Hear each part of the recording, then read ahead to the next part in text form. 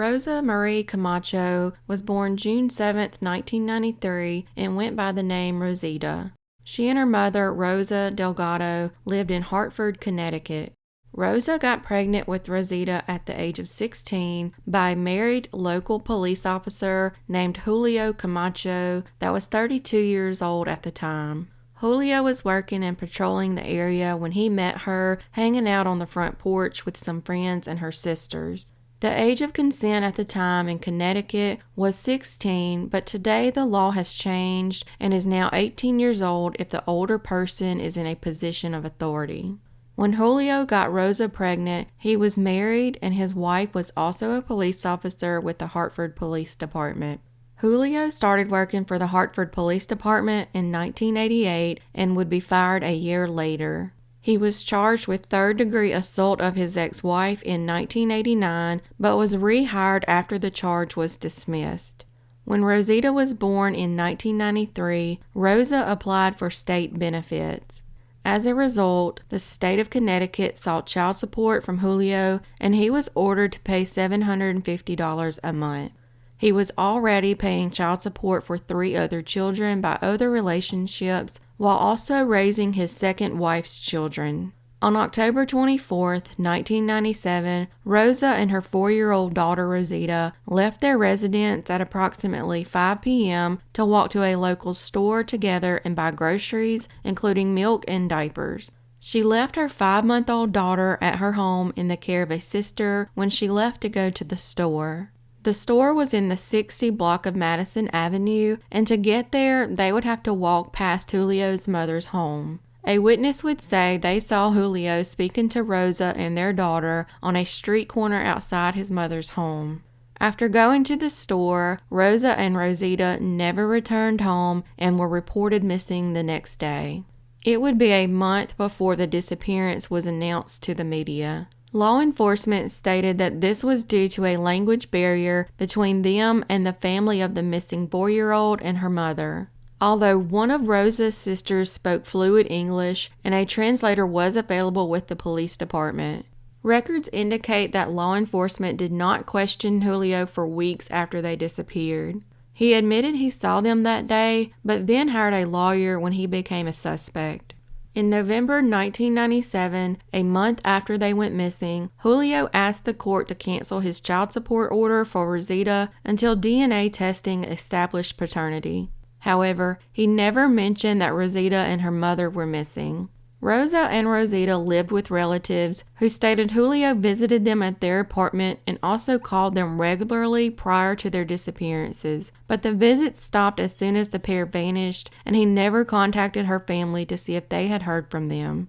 Witnesses also reported seeing many deep scratches on Julio immediately after they went missing. The next month in November, a woman's body was discovered by duck hunters floating in 3 feet of water in Columbia Lake in western New Jersey, right off Interstate 80 in a remote area 3 hours from Hartford. Authorities were initially unable to identify the victim, so they named her the Lady of the Lake. The woman's identity remained a mystery until DNA tests were conducted in May of 1999, a year and a half later. The test proved that the remains were those of Rosa's. There were no signs of Rosita in the area where Rosa was found, and part of the lake was even drained to look for her. There have been no arrests in either Rosita's disappearance or Rosa's homicide, but Julio has been named as the prime suspect. Rosa's family accused the Hartford Police Department of mishandling the investigation and trying to cover up Julio's misconduct while he was with the department. Julio was seeing 2 women, including Rosa, regularly while he was on duty and fathered children with both of them. 2 women claimed that he had sexually assaulted them while on duty and in uniform. One of the incidents occurred in 1995 and the other in 1997. 5 others would eventually come forward with similar allegations. Julio was one of 7 Hartford police officers accused of committing sex crimes while on duty during this period. In 1998, Julio resigned from the Hartford Police Department, citing family issues as the reason. In the year 2000, Julio was arrested on corruption charges. In 2001, Julio admitted to the 1995 and 1997 assaults and pled guilty to one of the charges, and the prosecution agreed to not seek charges in the other cases. It's reported that Julio had asked his brother to submit a false alibi for him after Rosa and Rosita disappeared. When authorities checked his car, they discovered the trunk liner was missing and the trunk bottom had been sanded down. They also discovered a handmade hatchet, a wire garrote, and 2 sawed-off shotguns inside Julio's residence during a search. There was no evidence of blood and the items were all very clean. During the investigation, there were several books on murder found in his home, including one on how to commit murder and get away with it. Nearly 20 years later, detectives dug up the yard of Julio and his wife's former home, and if anything was found, the information has not been publicized. He has since been released from prison and now lives in Virginia. If Rosita is still alive today, she would be 27 years old. Due to the lack of evidence at this time, Julio has never been arrested for Rosita's disappearance or her mother's murder, and as of today, their cases remain unsolved.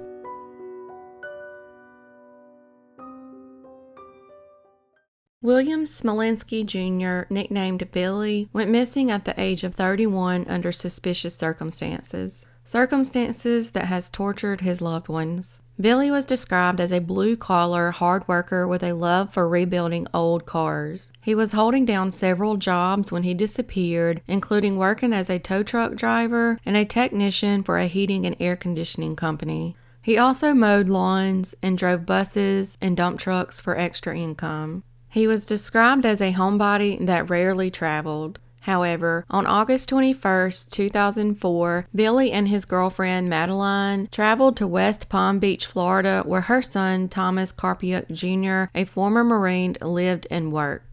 His girlfriend Madeline was 16 years older than Billy. Sometime during the weekend, Billy allegedly found Madeline talking to another man on the phone in the bathroom. Later on the beach, he tried to take her phone and she screamed for the police. Turns out the other man was a married town councilman by the name of Chris Sorensen who lived in Woodbridge, Connecticut. Sorensen was also the owner of the school bus company that Madeline worked for and Billy had previously worked for. After the incident, the couple returned to Connecticut late at night on August 22nd.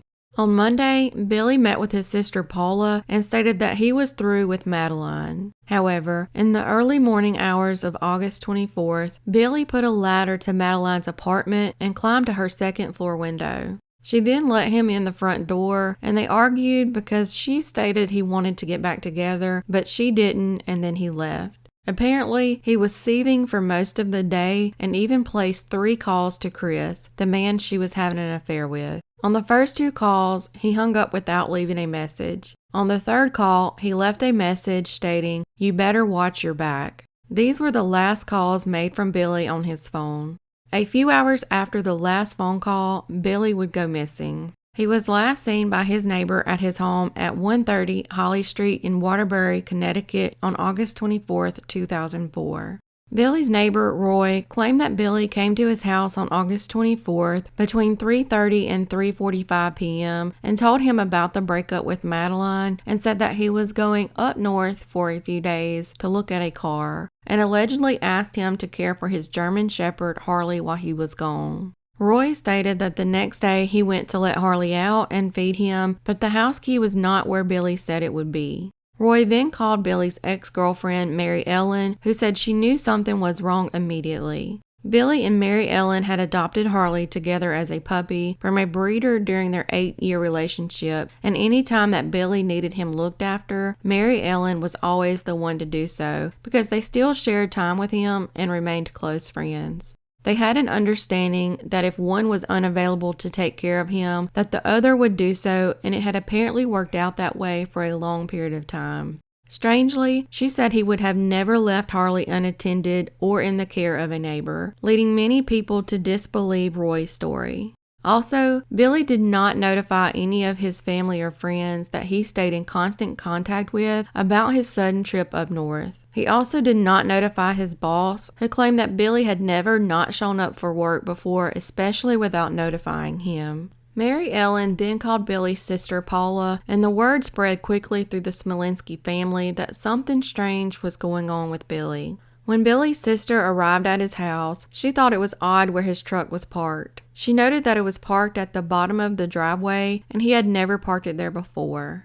As family and friends convened at Billy's house, his truck was blocking the driveway. So Paula said she got in and moved it up against the house where Billy usually parked it. She said, "I didn't think much about it at the time, but now I do." When his family attempted to report him missing, Billy's family was turned away and told to wait 3 days to see if he returned home because Billy had told his neighbor Roy that he was going out of town. Several days after he disappeared, his truck was broken into one night and papers were left in disarray. Upon an investigation, police found his wallet and keys tucked inside the front seat of the truck. Even though suspicion surrounded his neighbor Roy, in 2018 he passed away in a car accident and was never named a person of interest. A break in the case appeared to come in 2006 when a confidential informant told cops that back in 2004 he was sitting in a Dunkin' Donuts with another man when the two of them spotted the missing posters the Smolinskis had tacked up throughout the valley. The informant said that the other man told him Sean Karpiuk, Madeline's son, killed Billy because Billy supposedly beat her up. The informant stated that Sean had supposedly choked Billy and killed him while in Madeline's apartment. Sean supposedly then called his friend Jason, and together they buried him at a job site that Sean was working at. He stated that they dug a hole and buried him under a spot that concrete was poured over the very next day. Sean had worked as a gravedigger and also at a landscaping company, but the cops never got a chance to question him because 5 months after Billy disappeared, he died of a heroin overdose. Several years after Sean died, his best friend, Chad Hansen, came forward multiple times and claimed that he had helped Sean bury Billy's remains that were wrapped in carpet and they covered it with lime. As a result of those multiple confessions, law enforcement began digging up locations in Seymour, Connecticut in 2008, in Naugatuck State Forest in 2010, and Oxford, Connecticut in 2011, looking for Billy's body. The Oxford search alone lasted 10 days and cost more than $100,000, but Billy was never found. Chad would later admit to purposely misleading police. In 2011, he was charged with interfering with police and making a false statement.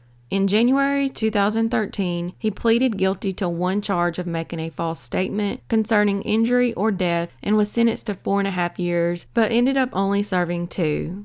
Chad was also a known criminal and had 12 prior criminal convictions. Suspiciously, Madeline was seen ripping down Billy's missing flyers and was even videotaped doing so. This occurred on several occasions, sometimes with her friend Frances and sometimes with one of her sons. Madeline and her friend Frances would eventually follow Billy's mom as she hung up the missing posters and would immediately rip them down in front of her. For several months, the posters were removed every night and Billy's family would repost them daily. Madeline also refused to take a polygraph test and was named a suspect at some point in the investigation, but was later ruled out. She also sued Billy's family, accusing them of harassment for posting missing person flyers and falsely accusing her of being involved in his disappearance. During one encounter, while driving a Woodbridge school bus, Madeline followed Jan Smolinski around town. Billy's mother, Jan, was sadly arrested for harassment for putting up Billy's missing posters by a school where Madeline worked as a bus driver. A judge decided in Madeline's favor and awarded her $52,666 in damages. However, the verdict is under appeal. Sadly, of Madeline's 5 children, 3 have died. Her only daughter, Crystal, died from suicide. Sean died from a heroin overdose in 2005, and Tom, in 2008, drowned in calm waters off eastern Long Island, despite being a former Marine and an excellent swimmer. Another son was in prison at the time Billy disappeared. Madeline stated that Chad Hansen invented the story about Sean killing and burying Billy. She also stated, "I don't think he is lying, I know he is lying." She believes that Billy is a survivor who could be living in the woods somewhere and says that his family has ruined her life. Both Chad Hansen and Sean Karpiuk are considered persons of interest in Billy's disappearance. Witnesses told police Chad has bragged about killing Billy with Sean and has said that his body would never be found.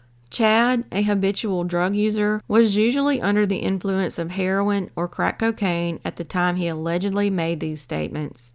Billy's mother believes Chad may in fact be telling the truth about her son's alleged murder and about helping dispose of the body, but is only lying about its location. Billy had no history of drug use and no police record, and he only drank socially at the time he vanished. He deposited most of his last paycheck in the bank prior to his disappearance, and his bank accounts have never been accessed since then. Also, Billy's social security number has not been used since he went missing. Billy's truck was never fingerprinted, even though his family requested it. When Jan contacted the television show America's Most Wanted about broadcasting news about Billy's disappearance, the show's producers contacted the Waterbury Police Department about the case and were told that investigators didn't suspect any foul play. Unable to run a segment without cooperation from local police and with no suspected foul play, Billy's story never made the national broadcast. 18 months after he disappeared, the police chief announced in an interview that foul play was a possibility.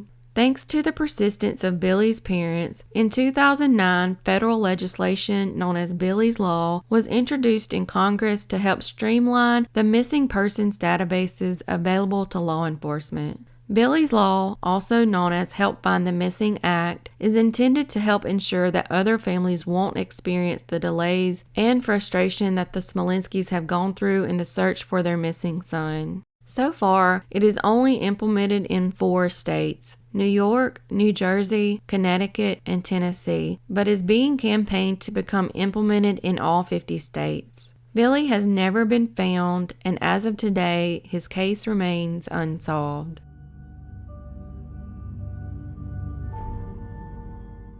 Doreen Jane Vincent was born in 1975. When she was 12 years old, her father, stepmother, and the stepmother's 2 children moved from Bridgeport to 1316 Whirlwind Hill Road in Wallingford, Connecticut. Doreen was very unhappy with living in the rural area of Wallingford and missed her friends back in Bridgeport. She had been unhappy in the past and had once hitchhiked from her home in Bridgeport to her mother's home in Waterbury, but her father, Mark Vincent, came and took her back. On June 5, 1988, 10 days after the initial move to Wallingford, Doreen would go missing. Mark said he last saw her in the kitchen at 8 p.m. before he went into his workshop. He said they had an argument and he had become very angry and hit her and pushed her into a window on the 2nd floor, breaking it. He said she then took some money and extra clothing and left through the front door between 8 and 9 p.m.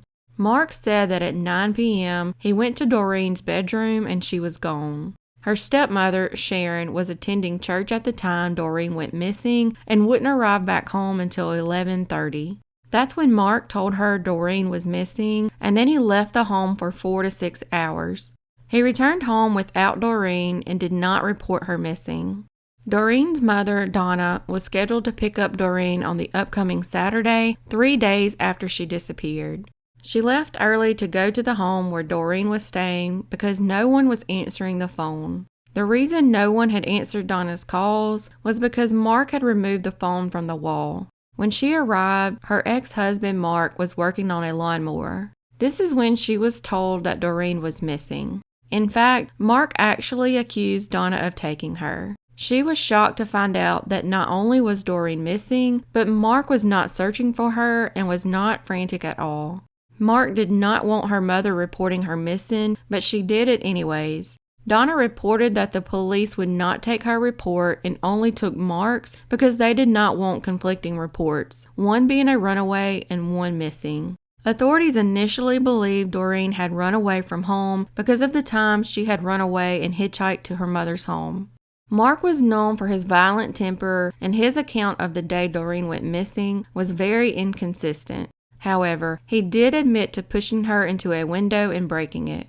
Sharon said she didn't believe her husband's story about her disappearance because their front door had a deadbolt and had to be opened from the inside with a key, and Sharon had the only key with her. So Doreen wouldn't have been able to leave through the front door like Mark said. Mark met with police for only one interview, refused to take a polygraph test, and never asked how the case was developing. A week after she went missing, Mark visited his mother and did not tell her that Doreen was missing. He said it was because his mother wasn't a part of the child's life. Sharon and Mark separated later that summer, and Mark moved out of the Wallingford home without leaving a forwarding address with the police, and the police were unable to locate him for some time. Between the late summer and early fall of 1988, about 2 months after Doreen went missing, a state park officer encountered a man at night in the woods of the state park he patrolled in Bethel and Redding. Huntington Park is a wooded expanse of more than 800 acres that runs through two Fairfield County towns, Bethel and Redding. He reported seeing a man removing something from the back of a pickup truck in the woods. The officer would say he saw the man carrying something that looked like a large object similar to a rolled-up carpet or maybe even a person. When the man noticed the officer, he took off into the woods. Instead of calling the incident into the state police, he called it into his office and would also take down a description of the truck that was left behind. He gave a detailed description, including dent marks and a jury-rigged toolbox attached to the back of the pickup bed. When Wallingford police received a warrant to search Mark Vincent's pickup truck, they brought along the officer who witnessed the man and the truck. The officer would say that Vincent's truck did match the truck he saw that night, including Vincent's homemade toolbox. However, the officer could not identify the man in the woods as Mark. About a year after Doreen's disappearance, law enforcement searched Mark's mother's home in Bethel, Connecticut, where he had once lived, looking for evidence in Doreen's case. Suspiciously, they would find some items that Mark claimed Doreen had taken with her when she left. They also found a gun, legally registered to Sharon, and charged Mark with being a felon in possession of a firearm and was sentenced to 2 years in prison. Police have searched Huntington Park several times through the years since Doreen disappeared, but came up with nothing. In the summer of 1999, a psychic named Colette and a medium named Steve walked through the park woods with family and police in an attempt to pick up a new lead on where Doreen might be buried, but again they had no luck. Doreen's father remarried and maintains his innocence. Her mother Donna still hopes that her daughter is alive, but knows that it is most likely impossible, and as of today, this case remains unsolved.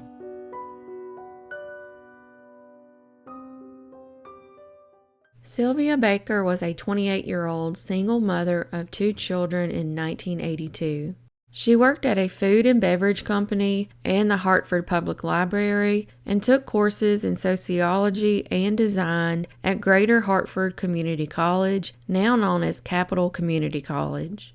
On July 17, 1982, Sylvia's 8-year-old son Kelsey was watching TV and her 2-year-old daughter Alina was sleeping. The three lived in an apartment on Sisson Avenue, a few blocks away from the Mark Twain house in Hartford, Connecticut. That Saturday afternoon, Sylvia told Kelsey she would be right back and went outside to take the garbage out. A little bit later, Kelsey went to the window and saw his mom outside talking with some neighbors. He didn't think much about it and returned back to watching TV and eventually fell asleep. It would be the last time she would be seen alive. Witnesses reported that a blue van pulled up to the curb with several men and women inside. It appeared that Sylvia seemed to know them and approached the van and stepped in. The van then drove away. It is believed that Sylvia most likely got in the van willingly just to talk to the occupants and not to leave because she would not have left her children alone for any period of time. That would have been completely out of character for her. The night after Sylvia disappeared, kids playing near a pond at Kinney Park found Sylvia's body 2 miles from her apartment. She was naked and partially submerged in the water with her wrists and ankles bound and a blindfold over her eyes, and had also been strangled. Several dozen yards from the body, near a path leading to the pond, police found a wallet which belonged to a man who lived nearby. The man said he heard about the body from neighborhood kids and went down to check it out himself before the police arrived. People began to question if one of her ex-boyfriends could be involved. Sylvia's mother, Ethel Logan, stated that her daughter had recently joined a strange new religion and said it was some kind of cult thing. She said that whatever happened with the group, Sylvia objected and tried to get out, but they wouldn't let her. The so-called cult Sylvia's mother referred to is Rastafarianism. However, investigators found this angle a dead end. Some of Sylvia's ex-boyfriends were interviewed, but her murder did not appear to be a crime of passion. The man who dropped his wallet was never mentioned in the press, and the police never followed up with him and apparently believed his story. In the late 1980s and 1990s, investigators and the press noticed a pattern of women, particularly those who lived and spent time frequenting bars and clubs in Hartford's North End, disappearing late at night, with their bodies being found in parks or other remote areas in and around Hartford. In the 1990s, a task force was formed to investigate these murders and others in other Connecticut towns as possibly related to a serial killer. At one time, there were as many as 17 murders that authorities thought could possibly be related, but several of those murders have since been found to be unconnected, while others may be related and not included. 6 years later, after Sylvia was killed, a 22-year-old Hartford resident, Patricia Thompson, was also found murdered in Kinney Park.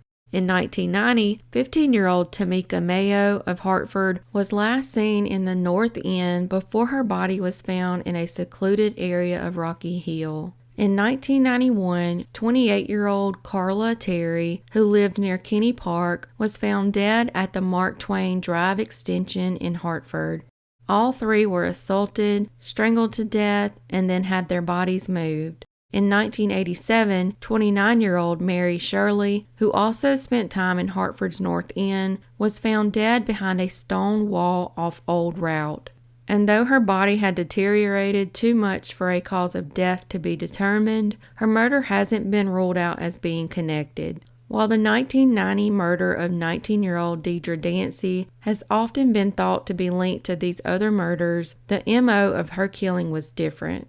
Alina and Kelsey moved in with their grandmother, and it was only as Alina grew up that the enormity of what had happened to her family became clear.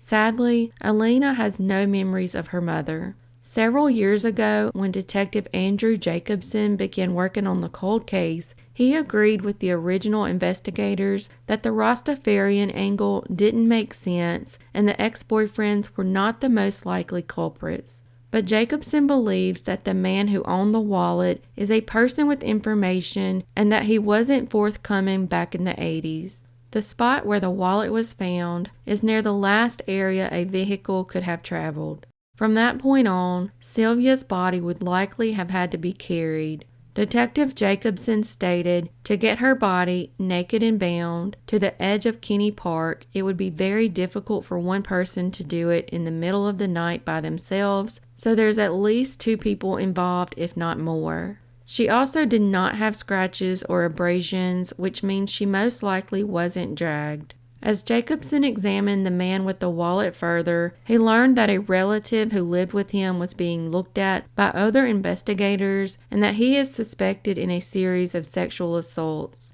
Both are part of a group of men Jacobson believes may be connected to Sylvia's death and other crimes. Another relative who lived with the man with the wallet also had a van that fit the description of the one Sylvia got into the last time she was seen alive. Jacobson is not ready to name the man with the wallet or any of the other men he suspects may know something about Sylvia's murder and other crimes. Although he finds this person to be a person of interest and very suspicious, he acknowledges he could be wrong. He continues to work on the case, but as of today, it remains unsolved.